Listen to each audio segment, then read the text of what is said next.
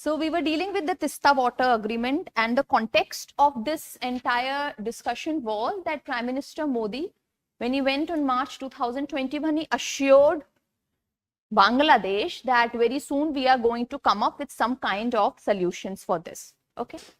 Okay. Then this is just theoretical. This is not exactly precisely for your mains point of view, right? But just for your pre also, you need to keep few things in mind. Anyways, so this is the entire timeline that also I discussed. Okay. So an ad hoc arrangement was being made in year 1983. Of course, that was not being acceptable by either India or Bangladesh. So both the countries said that we are not going to accept this kind of arrangement. In 2011, I said there was an interim deal that was supposed to be, made between these two countries. It was being said that Chief Minister of West Bengal, Mamata Banerjee, would also accompany Prime Minister Manmohan Singh. But then somehow the domestic politics didn't allow that kind of agreement to happen, and therefore deal was not again signed in 2011, right? So the stalemate continues. We are not able to come to any kind of agreement for this.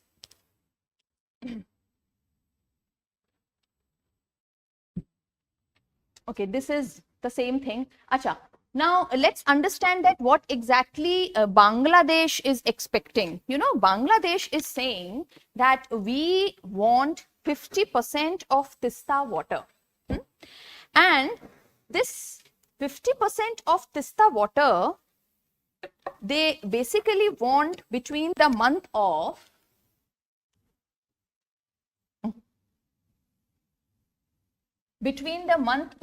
May to December. I told you that the geography of Bangladesh and West Bengal is very much similar. They are very much near to each other. So the geographical conditions, when the monsoon will come up, that is very similar. Now, it is at this time when Boro rice is being sown both in India as well as in Bangladesh, in West Bengal area of India as well as in Bangladesh. So of course they at this time wants huge amount of water. But the thing is that West Bengal also want water at this time only. So that is a problem happening. Had this arrangement would not been there, right? This kind of problem, then we would have released, West Bengal might have released the water at this time and might have kept the water at some other time. But the problem is that since between May to December, both India as well as Bangladesh needs water from Tista because of the agricultural purpose. So that was one of the major concerns. So Bangladesh is saying that, see, it is a lower riverine country. Of course, all the countries which are the lower riverine, they are in the downstream area. So all those countries are very much apprehensive. They are very intimidated with the fact that water supply might be stopped from the upper riverine country. So they always have this kind of fear, and Bangladesh is also having the same fear. Okay. Now India says that, we are sacrificing a lot. This is what actually Mamata Banerjee says, that India is sacrificing its own interest. It's not that we are not giving the water, but the problem is that at this time even we want water. So that is the problem which keeps on going. Okay. One more thing, another very important point as far as India viewpoint is concerned is that, first of all, not enough water is flowing into Tista to meet even their own irrigation needs. And second, India is also talking about global warming. So it is, of course, saying that this entire climate change and global warming had made a great impact on the flow of Tista river, and therefore this kind of problem is coming up. Okay, so there is a very nice stand from Bangladesh and a counter argument from Indian stand.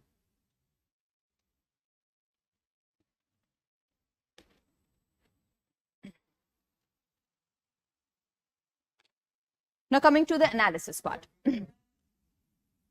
What happened? Previous side. Aram se. Right.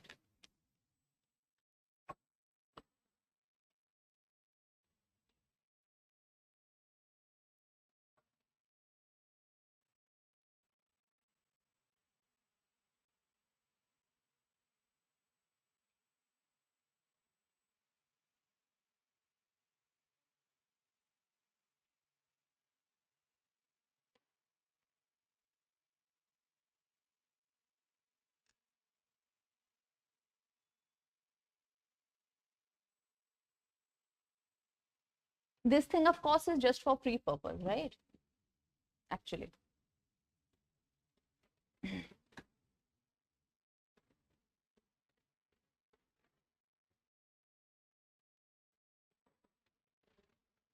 Then,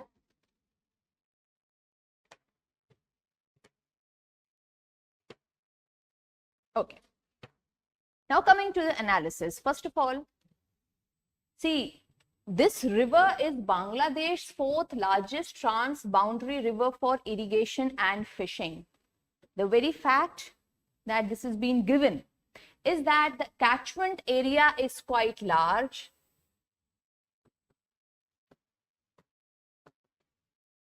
Catchment area is large and it is, sufficing the agricultural needs of Bangladesh. In fact, it has been said that more than 4 districts of Bangladesh are completely dependent upon Tista water, right? So it has been, of course, said 5 districts. So 5 districts are completely depending upon this for agricultural purpose. So first very important fact is that in Bangladesh, since 5 districts are wholly depending upon Tista water for their agricultural needs, and Tista river is Bangladesh's 4th largest transboundary river, this very well illustrates the fact that, of course, Tista is going to be a bone of contention between the 2 countries. Okay. Out of the total river catchment, 83% of course is in India and 17% is in Bangladesh. So out of the total catchment area, 17% lies in Bangladesh.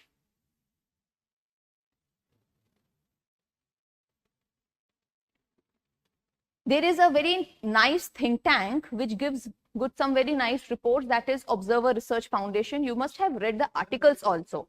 ORF, Haji. Reverse catchment. Catchment area means when the river flows, then what is the, the basin, to what extent it falls. That is the catchment area. Okay? ORF, that is the Observer Research Foundation, has found that more than 1 lakh hectares of land across 5 districts. So you just have to remember 5 districts.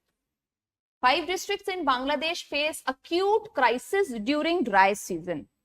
Now these things, if something comes up, of course you have to give an argument. See, just saying that Bangladesh also requires Tista, right? That doesn't make a sense. That is a very commonsensical thing, that of course if there is a transboundary river, then Bangladesh would also like to have river water from that. To what extent it is dependent upon Tista, you have to show it in your answer. So the extent is that almost 5 districts faces acute shortages of water during dry season, right? 17% of catchment area of the river is in Bangladesh, and it is the 4th largest transboundary river. This means that as far as the entire Bangladesh is concerned, Tista water occupies a large catchment area out of all other rivers. Okay, so the agricultural base is very large for this river.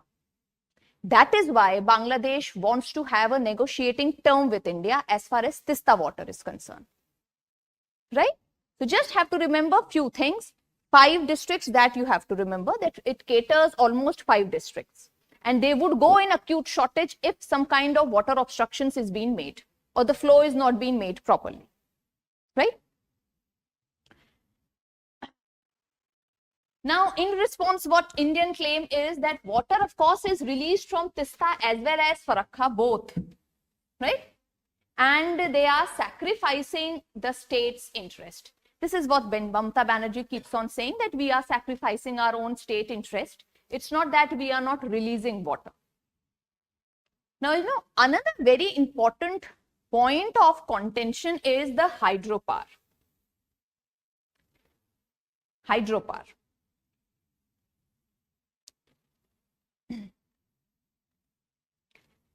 Now, write in hydropower wala point, one line. There are at least 26 projects. At least 26 projects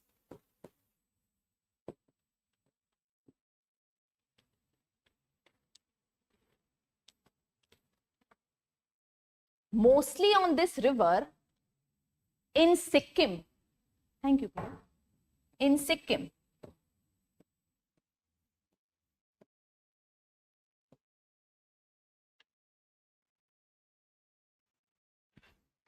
which are producing almost 50,000 megawatt.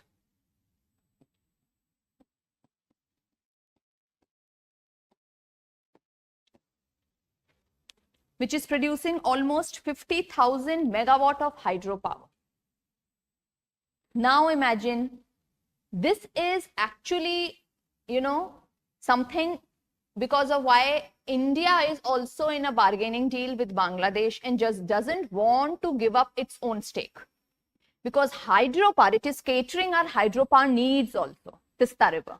Especially in Sikkim, where almost around 26 hydropower stations are being made, which are producing almost 50,000 megawatt of hydropower. So from Tista River, we are getting this additional hydropower. Even India would not like to compromise its stake at any interest. You're getting my point?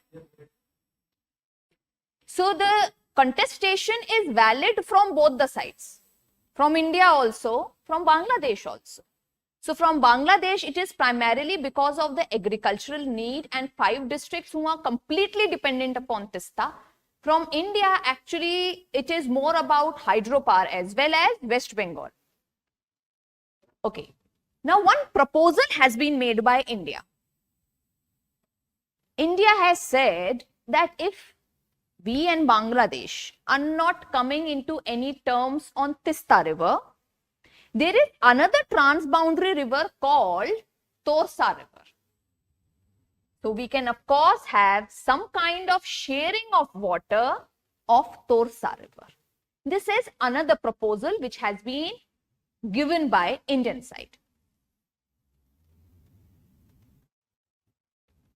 Right?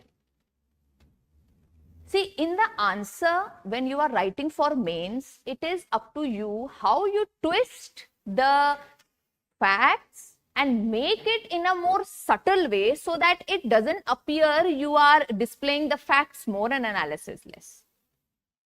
And that's what is the answer writing practice.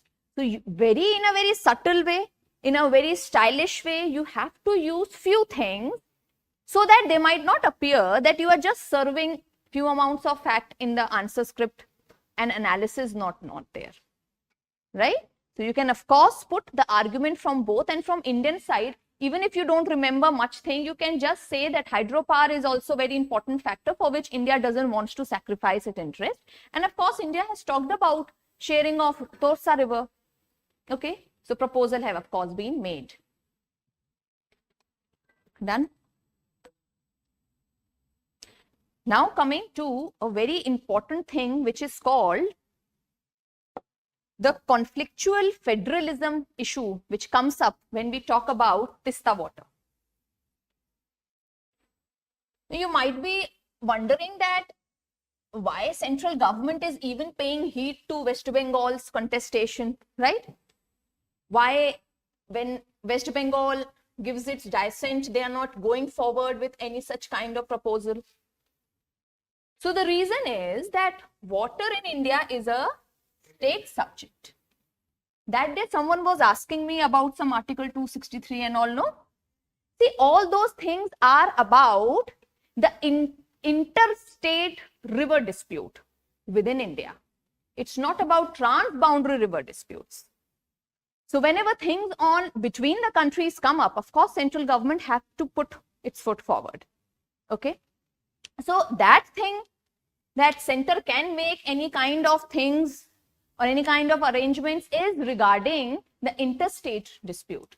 But this is a transboundary river dispute. Therefore, the consent of the state government is also required. Okay, and this is completely constitutional, that when the consent is being taken up. So, Tista water, of course, is a perfect example of conflictual federalism.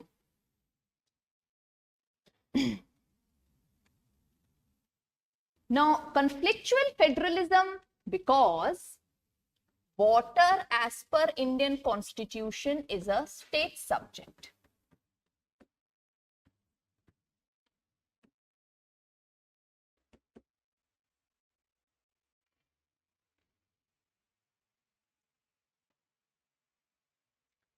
Water being a state subject in Indian Constitution. Now write one more point.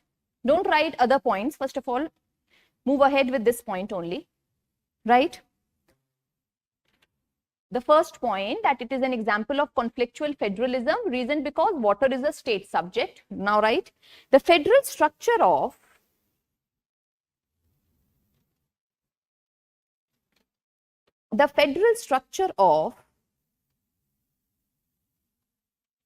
water governance, the federal structure of water governance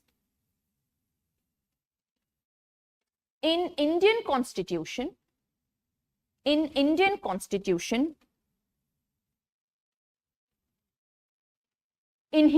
the center,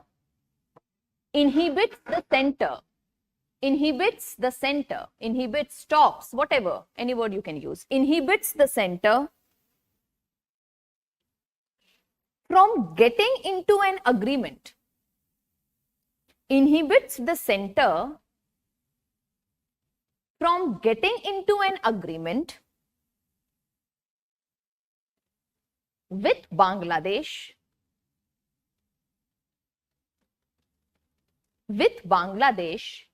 if West Bengal is unwilling. If West Bengal is unwilling.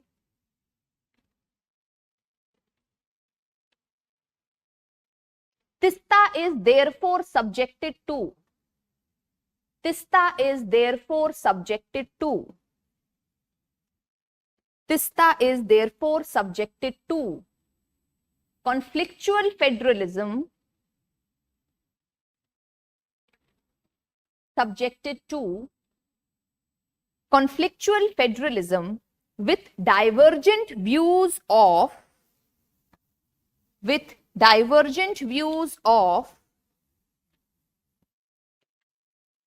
center and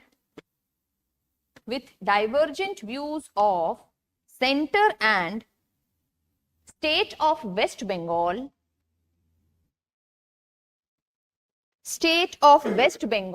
over its use.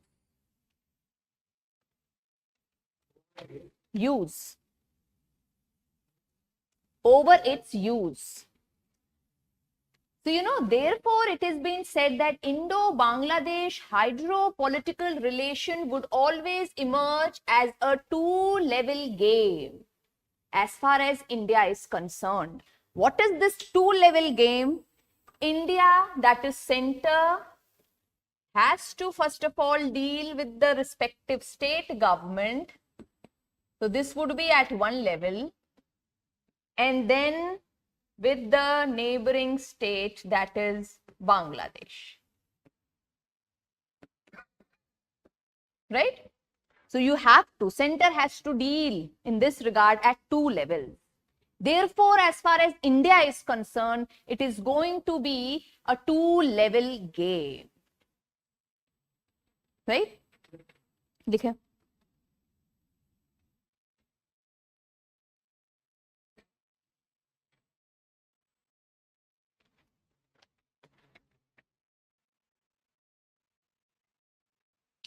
Once you are done with this line, just let me know. एक और line we'll write.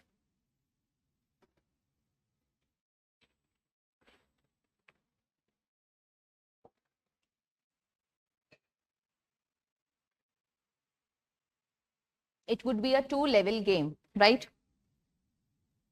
The future of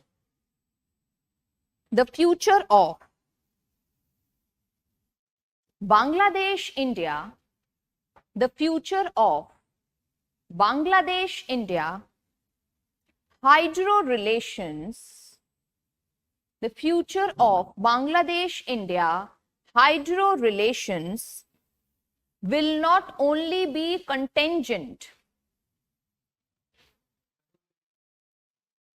The future of Bangladesh, India, hydro relations will not only be contingent upon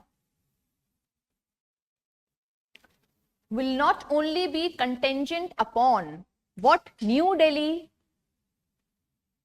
what New Delhi and Dhaka will think, what New Delhi and Dhaka will think,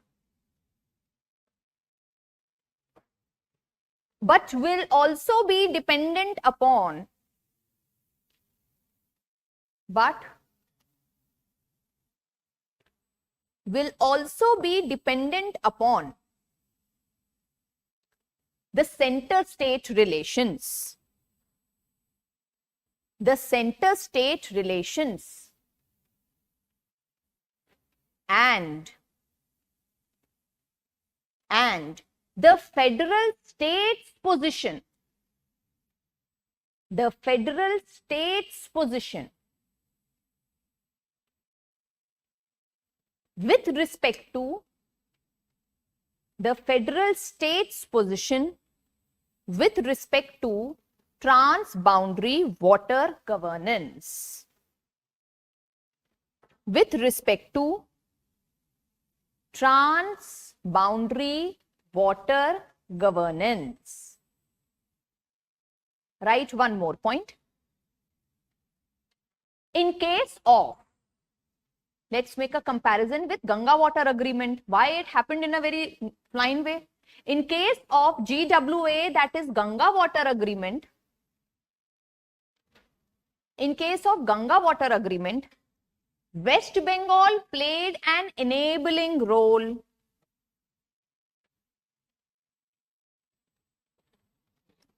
West Bengal played an enabling role,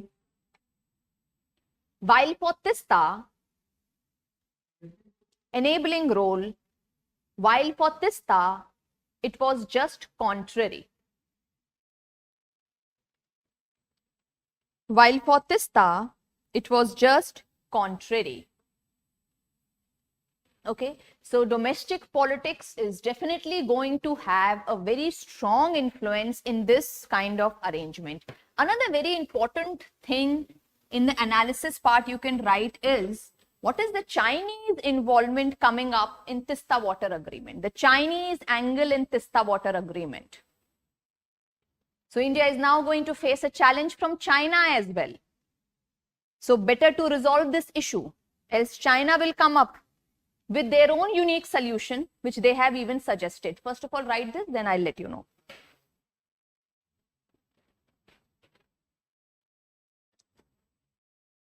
Right? Likhe. Bangladesh is considering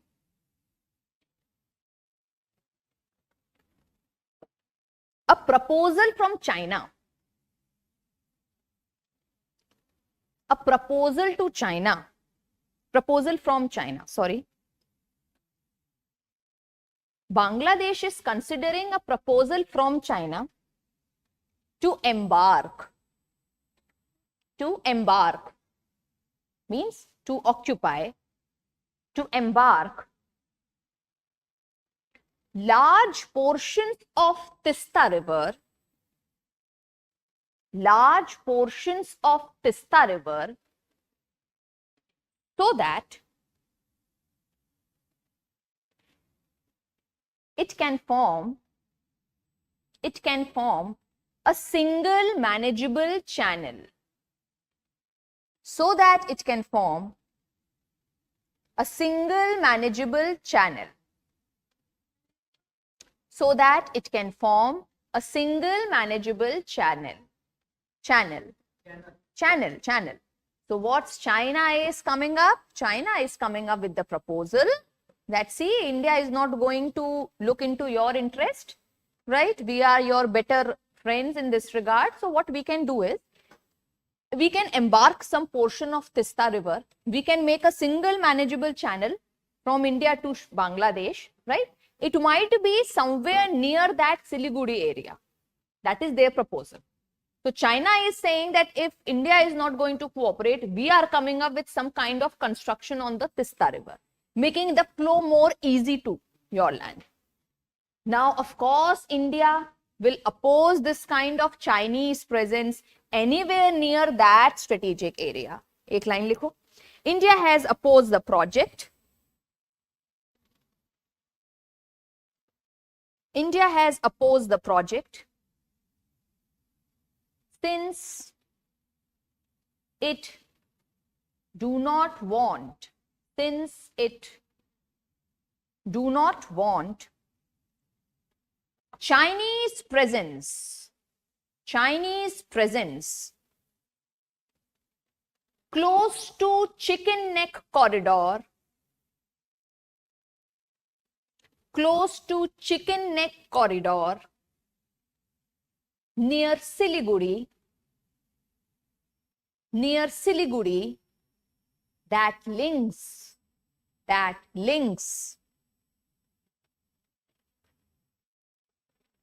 mainland India to the northeast. Mainland India to the northeast.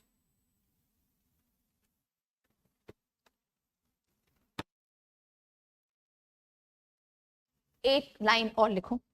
It is in India's interest. It is in India's interest to conclude. It is in India's interest to conclude Tista Water Agreement,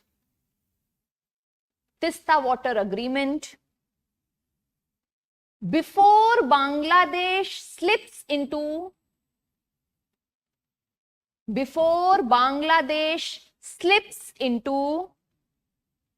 Chinese embrace. And you see, Bangladesh have made it very clear that it is a very strong partner of China in One Belt, One Road initiative. That is another part that BCIM thing got stuck. Because of course, in BCIM, Bangladesh has to see that if a nice partner it has in term of a new friendship has emerged between it and China, then you have a very strong organic partner in term of India. So there, of course, India had a dominating role to play, and India had put their step forward and opposed that kind of construction, right? But as far as other projects are concerned, Bangladesh is a sovereign country. India is in that regard, India can't go and guide them for each and everything. So they have made it very clear that we are going to have a close partnership with China.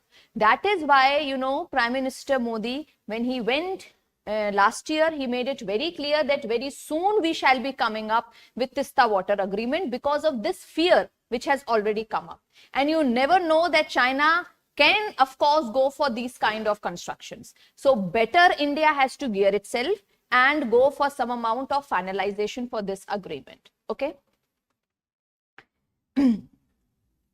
Right, one thing. Dhaka is walking a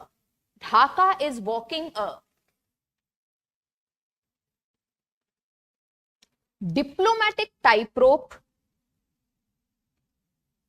Dhaka is walking a diplomatic tightrope. That tightrope, that the nut where they go in that they come up in circus and all also. We can see a person walking on that tightrope. So it is in a diplomatic tightrope. You always have a danger to fall, and either of the side it's always dangerous, right? So you have to maintain your balance. So Dhaka is walking a diplomatic tightrope while it attempts to maintain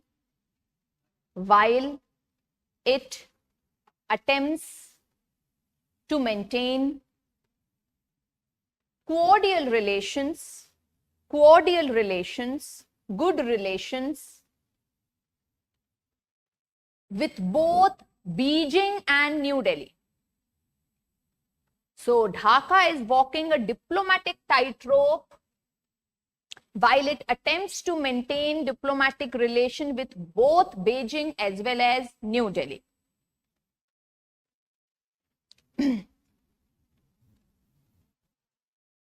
Now you see, what would be an advantage if this Tista Water Agreement gets resolved very soon as far as Bangladesh is concerned?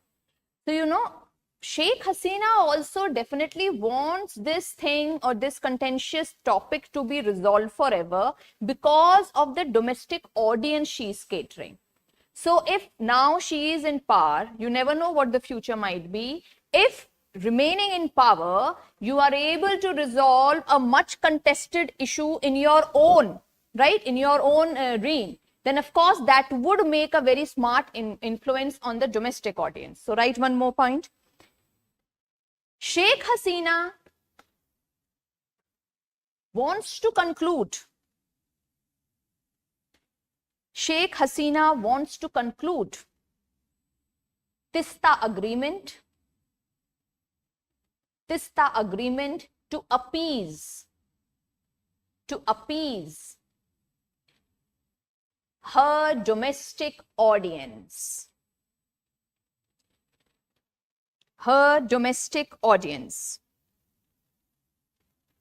Right? So this is one viewpoint from Bangladesh. Why India should go forward? One, of course, is this Chinese angle. Another thing, right? India also have much to gain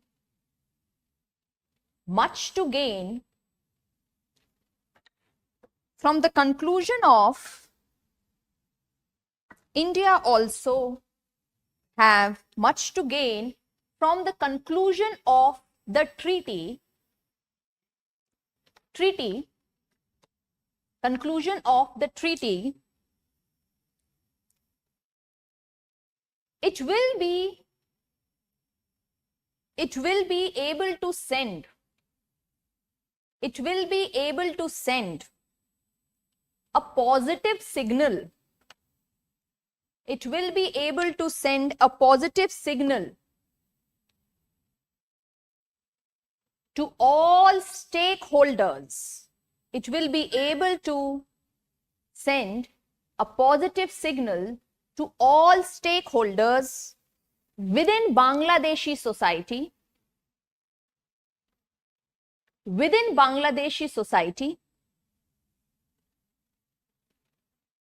and remove fear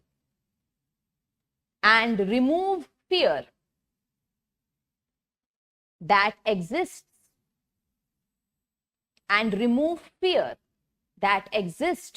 in the minds of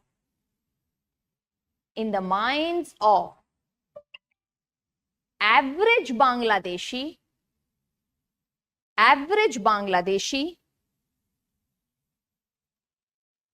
about India's intention.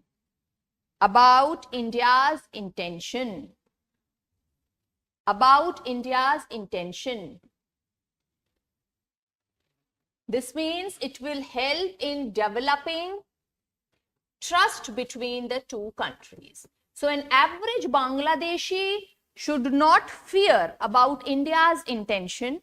So India should also go forward to conclude this treaty, because more you delay this treaty, the more, suspicion might emerge in the minds of average Bangladeshi. The trust deficit will go on increasing. But here, India, as far as India is concerned, of course, we are following this neighborhood first diplomacy and, keeping into mind the present condition, like what's all happening in Ukraine. See, every country wants to have a perfect relationship at least their neighboring countries. That's what the conflict happening there, right? So India also have to be ultra cautious. And as far as India is concerned, you have one persistent actor who is deliberately trying to come up in your ways, and that is China.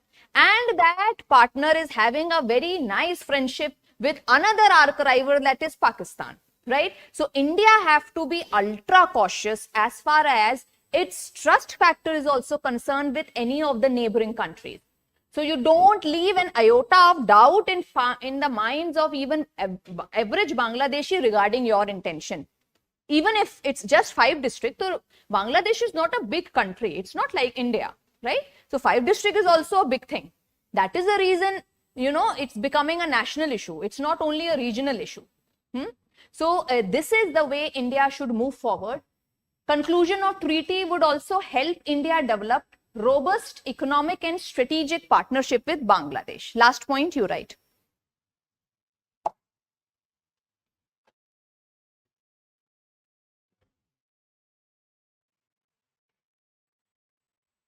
So, you know, if in future Tista Water Agreement gets its formal conclusion, its closure in a positive way,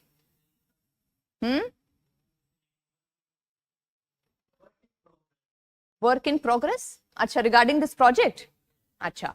So, if in future this project gets its formal closure with a positive note, then after, you know, land boundary agreement, this was a very revolutionary thing which happened between two governments.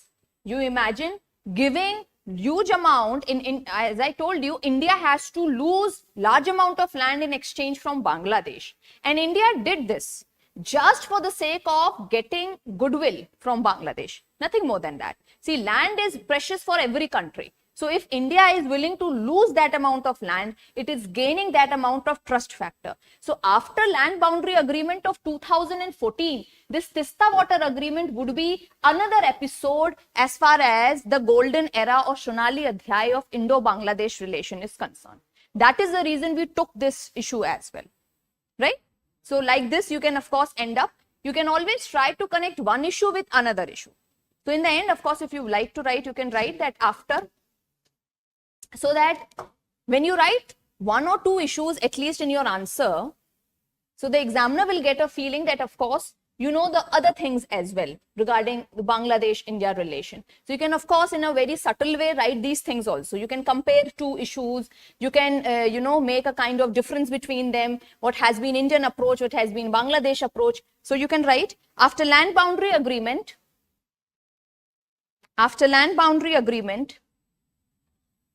it is Tista Water agreement. After land boundary agreement, it is Tista Water agreement.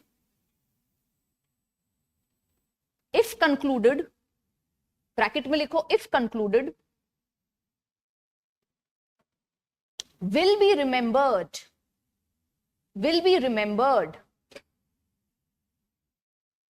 as part of the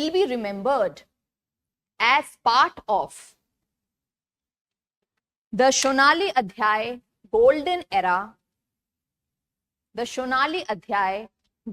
era, of Indo-Bangladesh relations.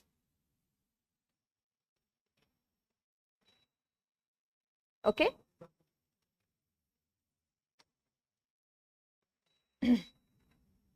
Now you see, we are done actually with all the issues regarding India and Bangladesh. Nothing outside this would come up for the exam, let me assure you all. And what all things, facts, analysis we have done, this is more than enough for your exams. If you remember them, if you know, write it in the same way, just twist it in your own ways, whatever the answer is coming up, then that would be sufficient.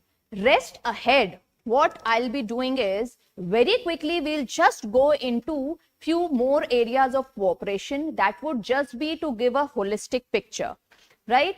That could, you can always include these things in, like, what could be the way forward. So you can of course say that these could be certain areas in which India and Bangladesh could move forward. Another very important thing which is going ahead would be that growing Chinese imprint. So that would be an extremely important issue next. So upcoming slides are, you know, just for a knowledge, not exactly for writing something.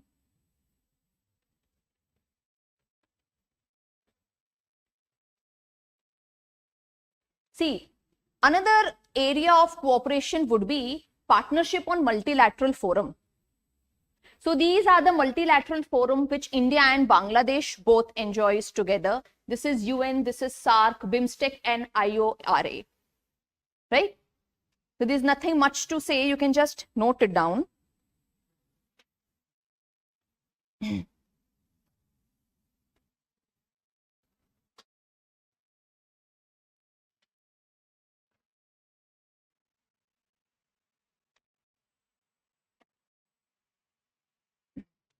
Another would be on combating terrorism. So terrorism, of course, is one of the most important challenge. And I told you that, a kind of trust development has already begun between India and Bangladesh, especially after Sheikh Hasina coming up into power, and many militant outfits are being, destroyed.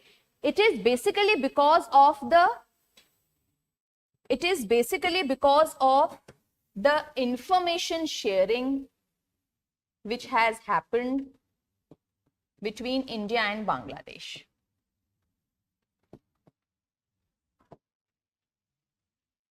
You remember I was talking about HIT development. There I mentioned about I element was of information only, right? So information sharing is very important.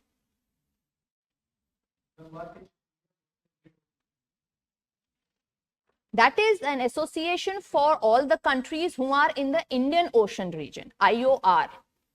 Okay. When we'll be dealing with Sri Lanka next, again IOR will come up. There I will show you the entire map where Sri Lanka is falling, why it is in a very strategic position in the IOR region. That of course in map we will see. हाँ जी.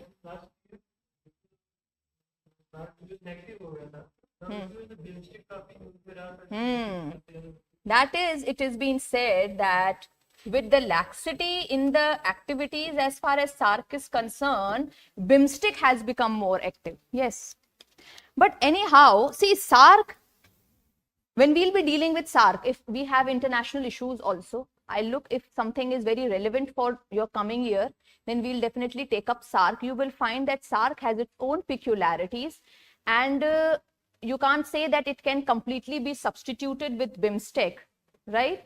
But of course, because of the Indo-Pak problems which keep on going, SAARC progress has not been up to that mark, right? So we'll go into it if we happen to consider within organization. If we deal with SAARC, we'll go into that. So there are just 2 points on combating terrorism. One is information sharing, another is trust development. Next is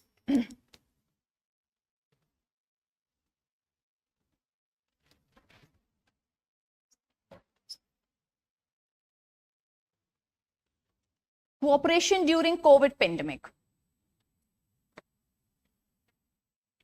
So, of course, here we saw India emerging as big brother, spearheading the signature foreign policy of neighborhood first, right?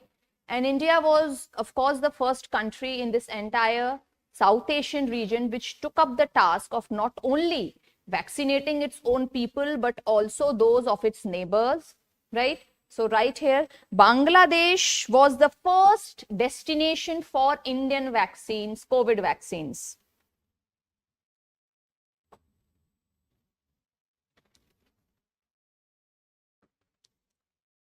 Bangladesh was the first destination for COVID vaccine, and we had the Oxygen Express. Oxygen Express. This was a fantastic symbol of solidarity in this moment of distress.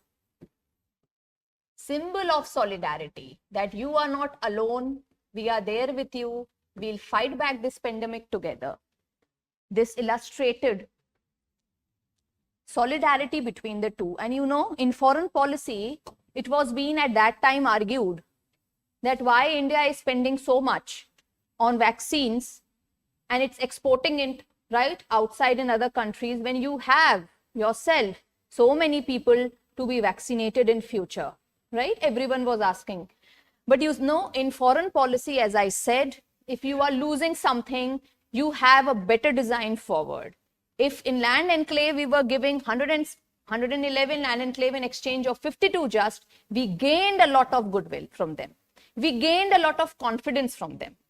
That is the reason whenever a kind of offer comes up between China and India, Bangladesh would itself think that who was our all-weather friend?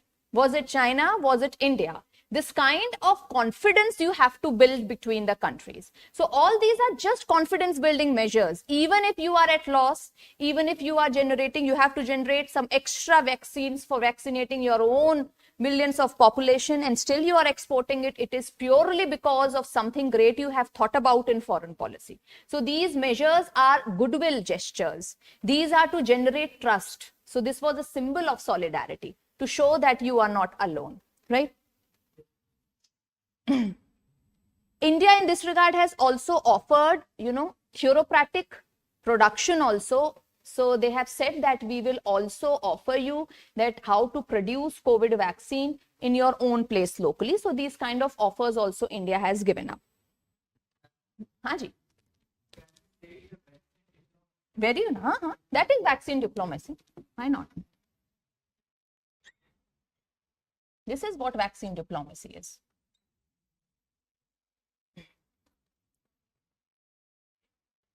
Okay, next is cultural cooperation. Nothing much is there in cultural cooperation. Just think that any kind like commemorative stamps were being issued in the birth centenary occasion of Mujibur Rahman by Indian side. So these are certain cultural cooperation steps which had been taken. Basically, cultural cooperation, this would include people-to-people contact. This would involve contact as far as education sector is concerned, right? This would involve cooperation as far as education sector is concerned, people-to-people contact, people-to-people collaboration.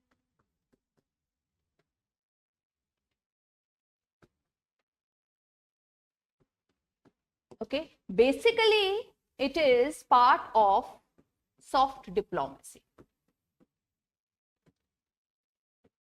So cultural cooperation is very important and it is part of soft diplomacy. And as I told you that if India has the power, of course India has a power to surpass China, and if you could say in which sphere, it is going to be in the sphere of soft power, which India is going to exercise with all its neighbors. So the cultural cooperation will come up under that bracket, right? Now go for some new areas of engagement. New areas of engagement, as I said, if in a way a futuristic question comes up that what could be the new probable areas of engagement, something like that, you can always go for this. So this is tourism, medical tourism, education, and last point is use of Bangladesh Feni River for drinking water in Tripura. So talks are also on this.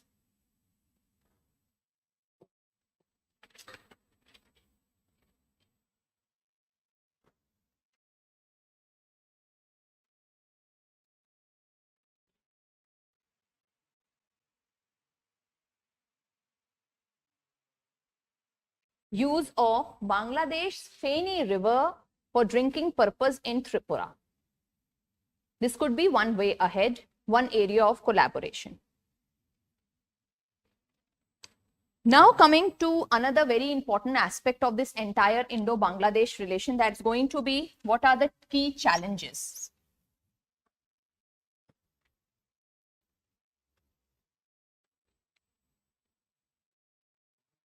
Number one is sharing of river water. This we have already discussed, right? So what would be the entire challenges as far as sharing of water is concerned? You can go for Tista Water Agreement and what all things have happened. Second is illegal migration. Now, illegal migration is going to be a very important problem. Year 2020 in this regard is very important, because year 2020 has witnessed the largest amount of shootouts in the border. Highest number of shootouts in the border by BSF. Right? And this has reflected that, yes, of course, migration is a very important issue which Bangladesh is continuously denying. It is never accepting that its nationals keep on migrating. But 2020, we have witnessed highest number of, cross-border shootouts by BSF. And this illustrates that, yes, there is a problem of illegal migration from Bangladeshi side. Another very contentious topic was the CAA issue and the NRC issue in India. So we are of course not going into much detail with what is NRC and what is CAA.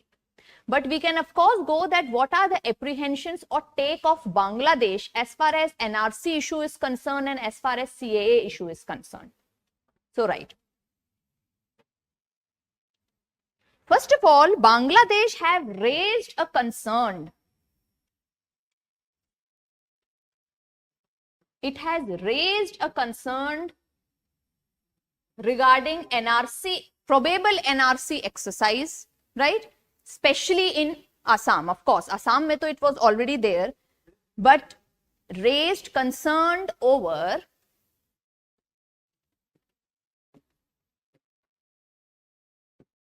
NRC exercise in Assam.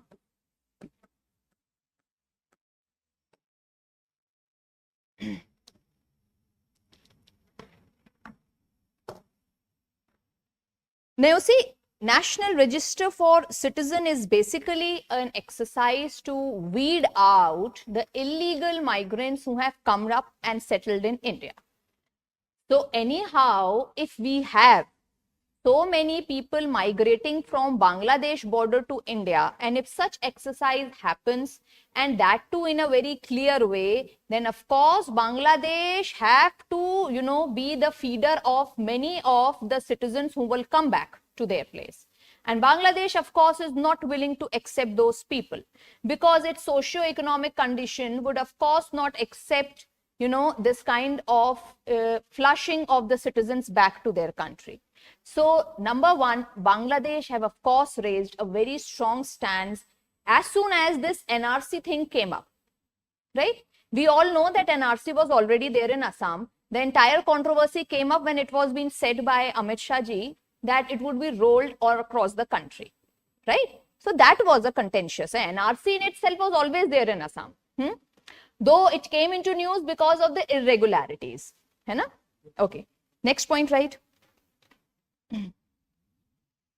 Bangladesh has insisted that while CAA and NRC are, Bangladesh has insisted that while CAA and NRC are internal matters of Indian government,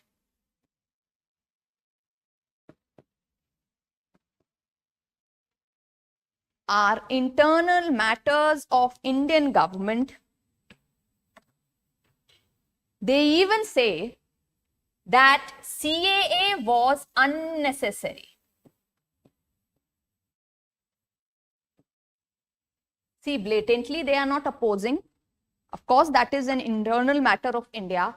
But then they are saying that the CAA exercise which is going to happen is completely unnecessary. Clear? Next. Bangladesh is firm. Bangladesh is firm that no migrants have traveled. Bangladesh is firm that no migrants have traveled to Assam illegally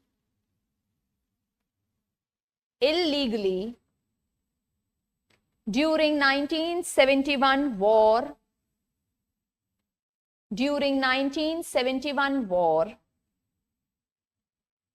and therefore NRC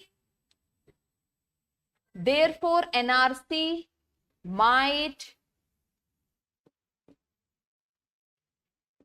risk their relations.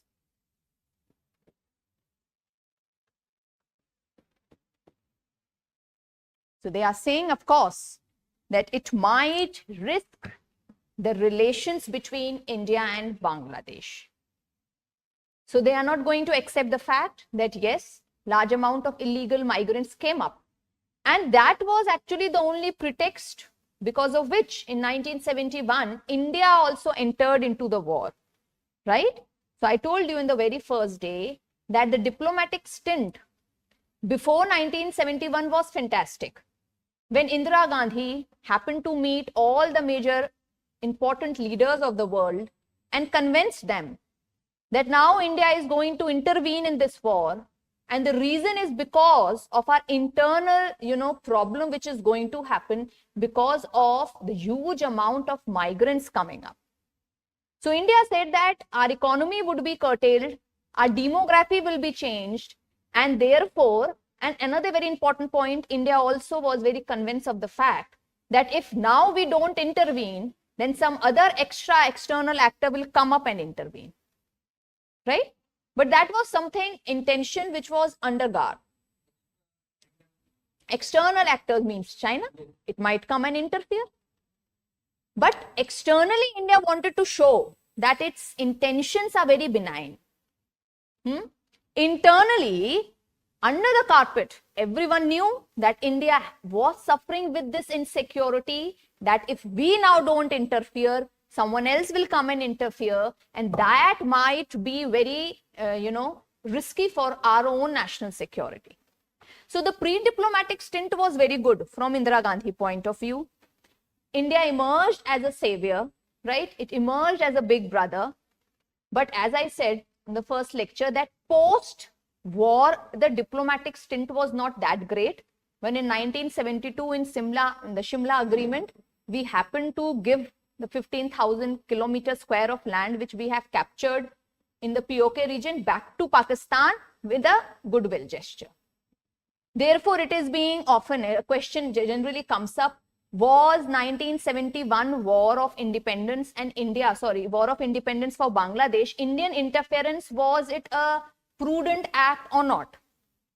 So as far as the pre-war diplomacy is concerned, it appeared to be very rational, very prudent, and a very apt act at that time. But post-war, the Shimla Agreement turned out to be a fiasco. So that cannot be considered to be a very nice diplomatic stance by India. Right? So it was not completely an altruistic step as well. It was not based on altruism completely. So therefore, Bangladesh is completely denying that nothing of that kind happened. And therefore, such exercise of CAA and NRC were completely non-relevant. They were not at all relevant for India to take up. Okay. Next is going to be very important. This is rising footprints of China.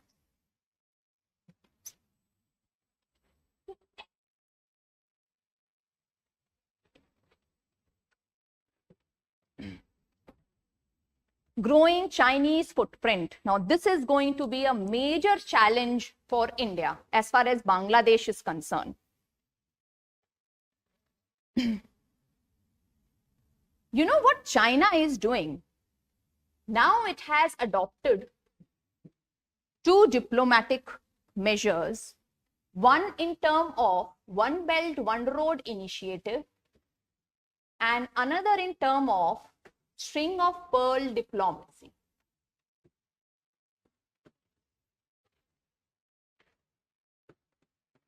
String of pearl diplomacy. The Belt and Road initiative is, a way in order to establish Chinese hegemony precisely in world trade,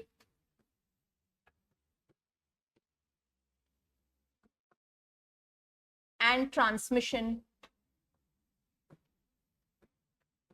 And in the present globalized world, any country who have a strong stand or a strong hold on transit, transport, and transmission is going to establish its hegemony in the entire globe. Reason because we are in a globalized world which is about interpenetration and expansion of world social relations, right? So this is a very signature foreign policy of China which is happening up. Second is string of pearl diplomacy. So what China is doing, if this is India, what China is doing is it is trying to encircle India throughout its waterways. So this is Bay of Bengal, and this is Arabian Sea, and this is Indian Ocean, right? And this is the IOR region, and this is Sri Lanka. So what China is doing, it is trying to encircle India at every place. So here in Bangladesh, it is making the Chittagong port. Myanmar, they have the Sitwe. Then we have China, Hambantota port. Then we have Pakistan, the Gwadar port, right? And this Chinese Hambantota port is very much in news because of this recent state of emergency. Yeah. So Chinese were very much after the formation of this port. So they invested a lot. Sri Lankan government initially was very wary of the fact that will it be financially viable or not. Chinese said, no, that would be financially viable. Go ahead with it. So Sri Lanka also invested and China also became the partner. Slowly when China found that the port is not going to be financially very viable, it started asking Sri Lanka, give it back to me in form of collateral. Now what will Sri Lanka do? This is called the debt trap diplomacy, right? So Sri Lanka has to lease it for 99 years to China. हाँ जी किससे? See, there are two things. One is more tacit in nature, another is more subtle in nature. If you go and finance someone and then you make sure that that person gets bankrupted and he has no one else rather than to come to me and take finance, that is that you are imposing a kind of trap on it, and that is called the debt trap. And that is what China keeps on doing, right? If you talk about territorial trap, this is more, tacit. I mean, it is very blatant. It could be seen visibly. So, that is more about territoriality. So that is very much visible. Debt trap and all these things are not that visible, but effects are even more grave than a kind of territorial expansion, right? So this is what China does. And when we'll be discussing this emergency, we will find that this is one of the fundamental reasons why Sri Lanka is now in the state of emergency, right?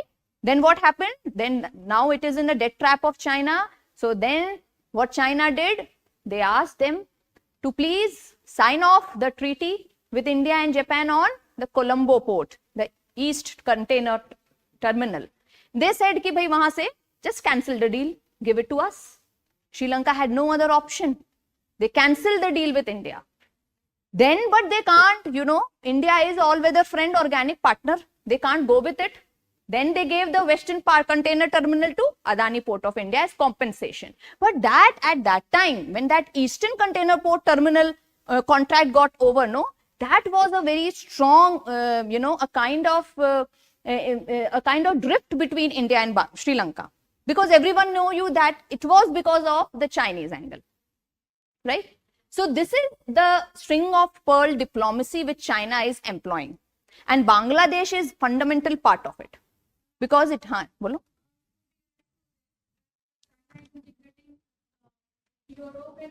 Asia. Then how impact the relationship between India and Bangladesh?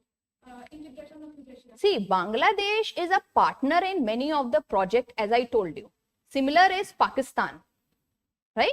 So that is the fact that when you have this China-Pakistan economic corridor that is passing through POK, so India objected. So anyhow, India can't force its neighbors not to be part of this ambitious program because see, everything is about national interest, as I said. Being part of these kind of ambitious project would have a multiplier effect in your economy. If you are part of this ambitious project of infrastructural development, of course, that will provide lot amount of employment in your country. FDI flows will increase, FII flows will increase, the overall development will happen, right? So you can't force any country to drop yourself from such kind of projects, right? So the least India could do is to maintain a kind of confidence with these countries so that if a conflict of interest happens between India and China, then at least these partners go for India and not for China. So that extra thing, therefore, India has to do at this moment. And that's what it is going, like the vaccine diplomacy, like the Tista Water Agreement assurance which India had given. So that extra effort now India have to put up, right? Likhe. Through BRI, Belt and Road Initiative, string of pearl diplomacy,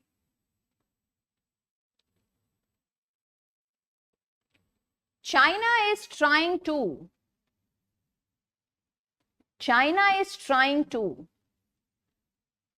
establish its hegemony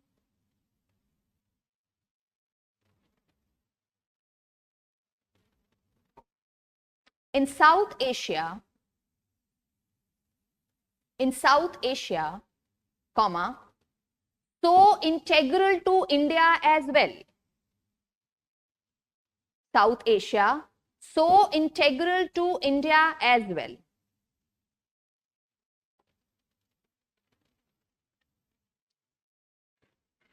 Chittagong port in Bangladesh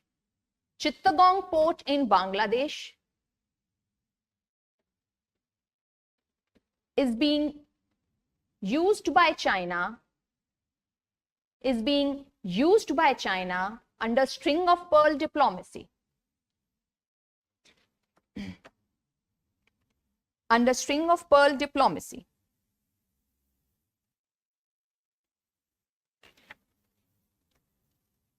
Another very important thing, what Sheikh Hasina did immediately after she won election, her first visit was not to India, rather to China. So that was one thing which India was very much wary of. So, right, after the third term victory,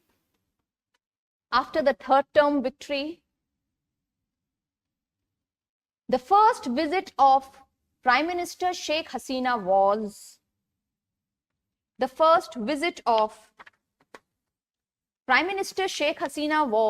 to China only.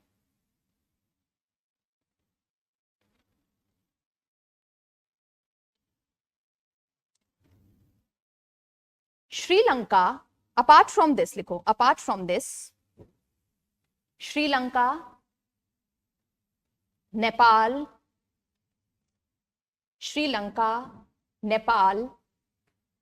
and Maldives. Once considered traditional Indian allies.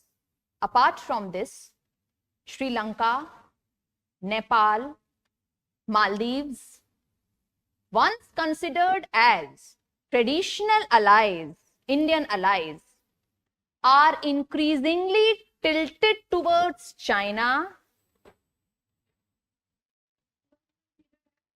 One considered traditional Indian allies are increasingly tilted towards China,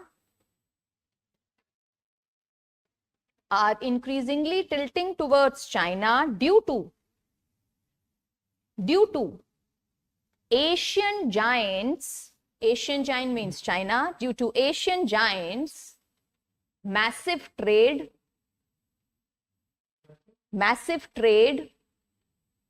investment, defense investment लिखो, massive trade, defense investment, Asian giants, massive trade, defense investment, and infrastructural investment,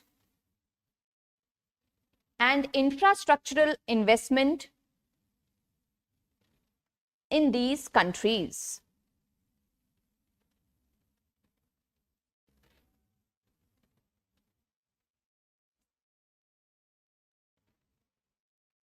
हाँ जी.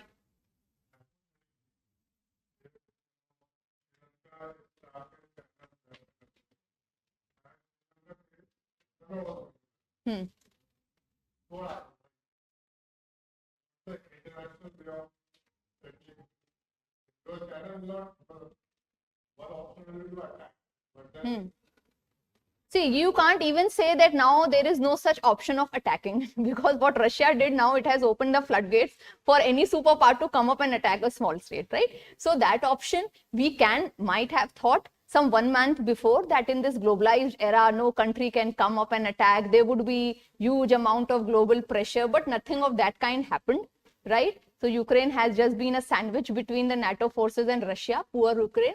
So that option we can't completely negate also. Next.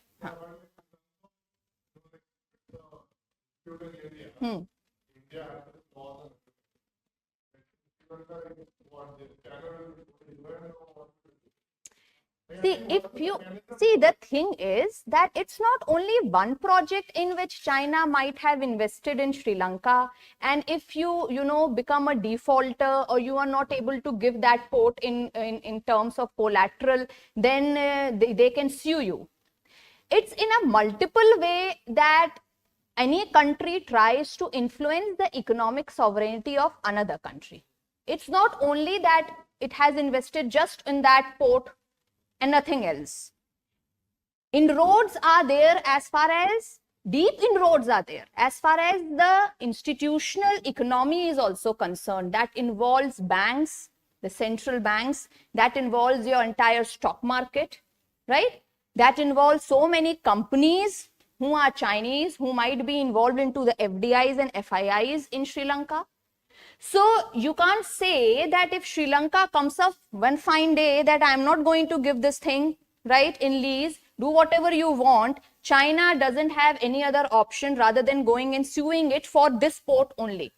Because there might be n number of inroads in which China must have entrenched into Chinese economy.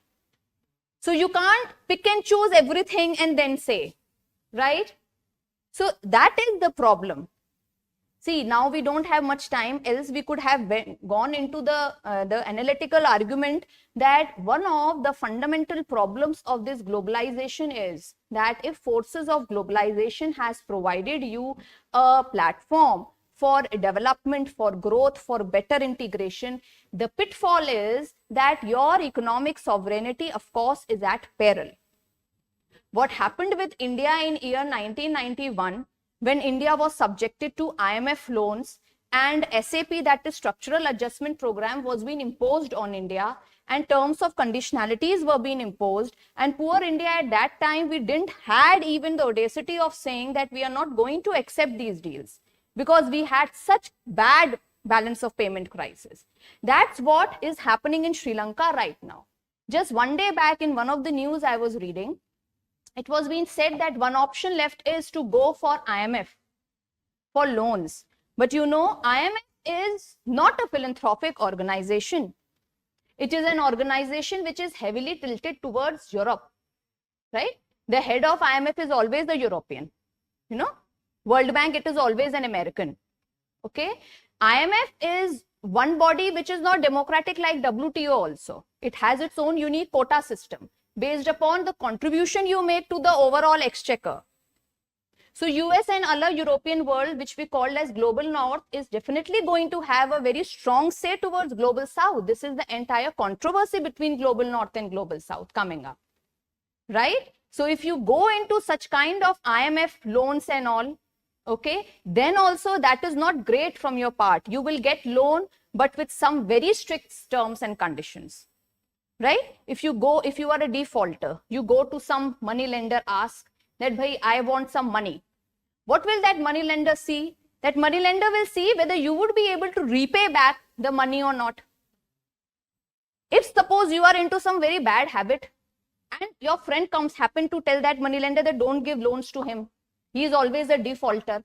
He is into very bad habit. So first of all, that money lender will come and tell you, first of all, you have to rectify yourself. I will give you a list of these don'ts. First of all, go through these don'ts, then only I will give you a loan. That's what happened when India was being given loan. Lamba choda list of don'ts was being given to us under the terms of conditionality, what we call structural adjustment program. They said, aapke structure mein problem. There is a massive problem in your structure. Go and reform your structure. We will give you loan. India had no other option. And if you look into those terms, it was clearly written, cut off the subsidies. Cut off the jobs. Can you believe India can afford to cut off its subsidies? Can it afford to cut off its jobs? No. Few points were good, right? Like rectify your systemic corruption. That is fine. But when you are saying that overall your economy is in debacles or shackles because you are giving extra subsidies in farms, right? So you go for decontrol everything. You have to go for job cuts. You don't have to go for salary hikes. Right? No new job opportunities has to be made. In this way, they said that fiscal deficit needs to be contained. But India at that time didn't have any option. Right? So therefore, if you say that, first of all, was it the only option that So the answer is that it is not only, this is not the only way in which Chinese must have trapped them. So deeper inroads are there and you can't escape. That's called the trap, right? इसीलिए तो उसको trap कह रहे हैं. That's why we call it trap. You can't come out of it. And second, if you go and happen and say, okay, everything is now, there's nothing left and I'm going to IMF, then IMF is going to control you. Then your economic sovereignty will go to zero. Right? When we'll be dealing with IMF and things, we'll go into these things. Right? Okay. So one is how Chinese footprints are increasing in Bangladesh. One is through trade ties. Just one line, right? China is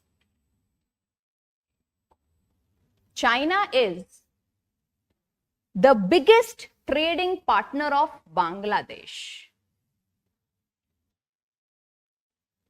China is the biggest trading partner of Bangladesh and is the foremost source of imports. Foremost source of imports. Now, did you get the answer? Why Sheikh Hasina on a first visit went to China? Because China is the biggest trading partner, not India. More so, trade is heavily tilted towards China, right? Trade is heavily tilted towards China. That is, it is in the interest of China. That is, Bangladesh is importing more, exporting less. Trade is heavily tilted towards China.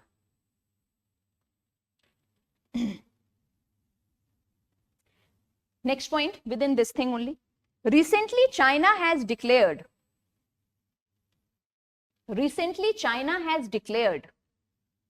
zero duty on 97% imports from Bangladesh. Imagine. Recently, China has declared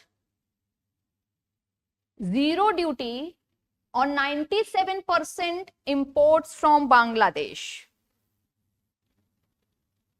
So this fact illustrates simple thing that of course Bangladesh will have a tilt towards China because anyway you have to maintain your economy, right? So this is the fundamental problem apart from the BRI. The next point is of course BRI, that trade ties are highly towards China, right? Second, right, BRI. Currently, Bangladesh is in the point of BRI, right? Second point, Belt and Road Initiative, dash. Currently, Bangladesh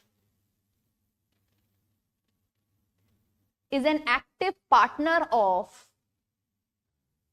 BRI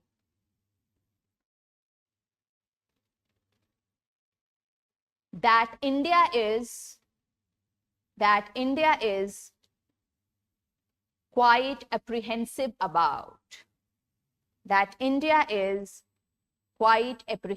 about. And has not signed it up till now and has already come out of it, right? So BRF forum se bhi hum bahar aa chuke hain. So we have completely been out of this BRI initiative, but Bangladesh is not completely out. So this is another going to be a serious challenge for India, right? So it can of course go for such projects like Bangladesh. It can involve countries like China, Bangladesh, Myanmar, you never know.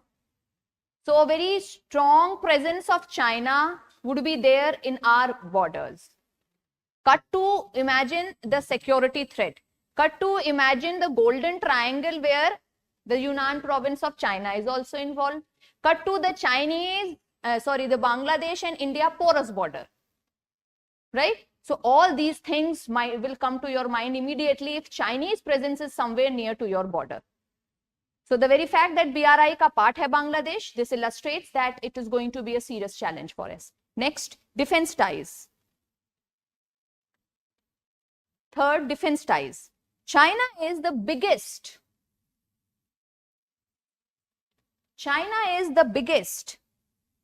arms supplier to Bangladesh. China is the biggest arms supplier to Bangladesh.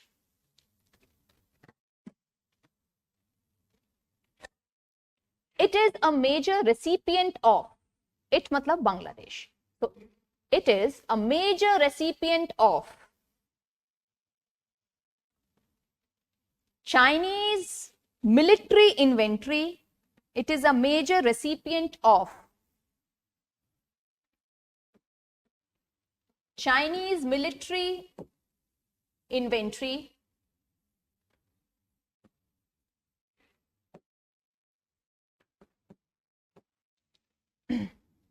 including submarines. Bangladesh is also a major recipient of Chinese military inventory, including submarines. And we all know that recently Bangladesh has purchased 2 Ming-class submarines from China. So Bangladesh has purchased 2 Ming-class submarines from China.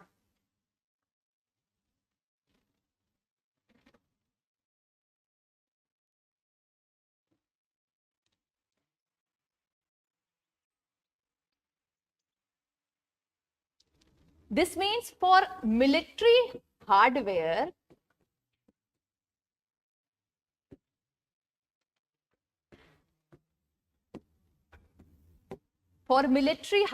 Bangladesh is over dependent upon China. For military hardware, Bangladesh is very much dependent upon China.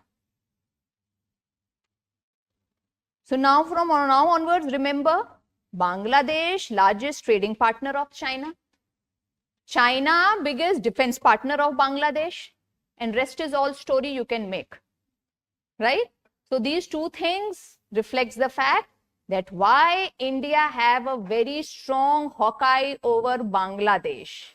Because of these two major factors. Okay. Next is Tista River that we have already discussed. And in Tista River also I discussed how China has proposed that, come on, let's make a single manageable channel. We will make it for you. We will make your task easy. And therefore, India now has opened its eyes and saying that, no, we are going to have a deal, an arrangement very soon coming up. So Tista water is another. Next is Chinese financial assistance. China has promised, right? China has promised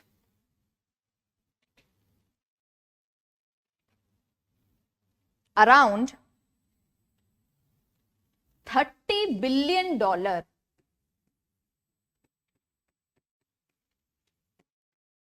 China has promised around $30 billion worth of financial assistance to Bangladesh.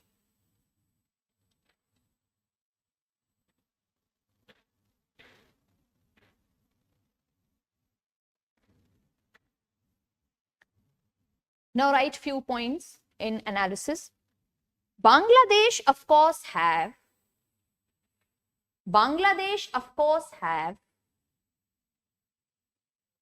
good economic and defense relations with China.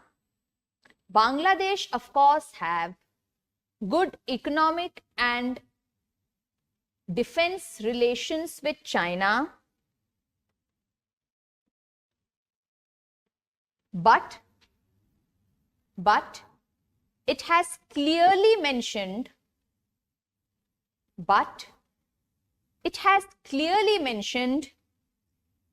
that for it both India and China are very important.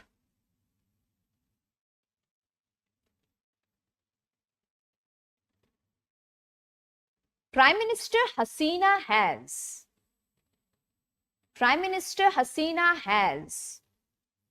even said that with India,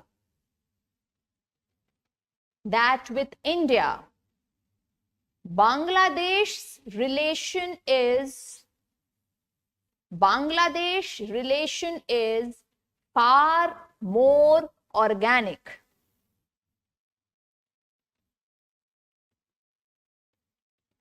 far more organic, right? India enjoys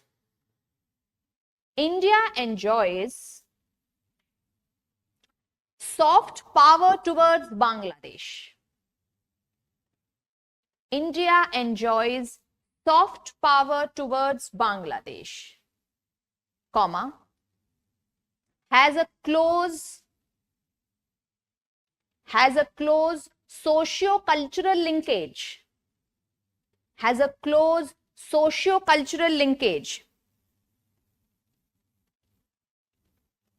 So it seems difficult for China.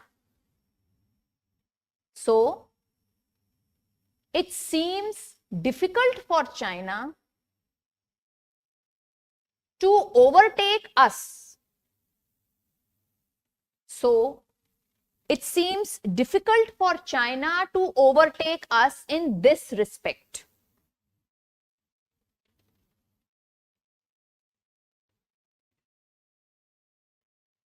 Right? Despite joining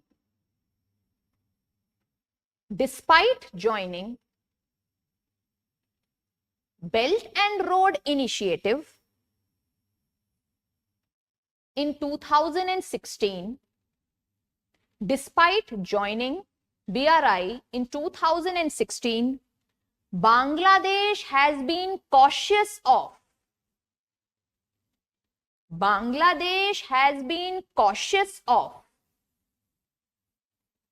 Chinese projects. Bangladesh has been cautious of Chinese projects that are economically unsustainable,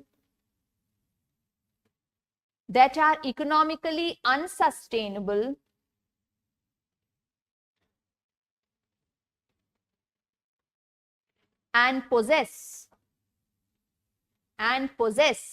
strategic importance. In this regard, this neighbor seems more intelligent than Sri Lanka. So Bangladesh is very much cautious that even if it is part of this ambitious Belt and Road Initiative, it would be extremely cautious for those projects which it appears to be unsustainable for its own economy and also which have some very strong strategic importance regarding India, right? So from day one, Bangladesh have cleared this point.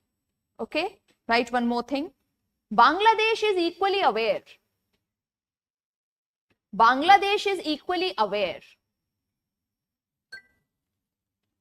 that increasing dependence on China,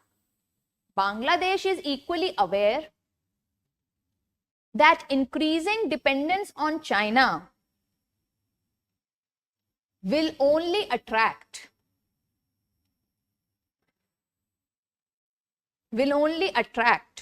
more Chinese assertiveness,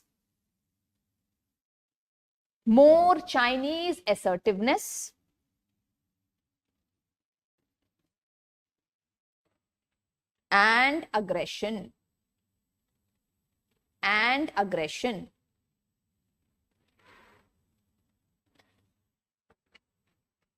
You remember when Quad was being much in news, and when it was in news that Bangladesh might also join it or somehow support it, then China came and rebuked Bangladesh on this thing, because of course Quad is one thing which is considered to be a opponent diplomacy against BRI as well as string of pearl diplomacy of China. So right, China's aggressive comment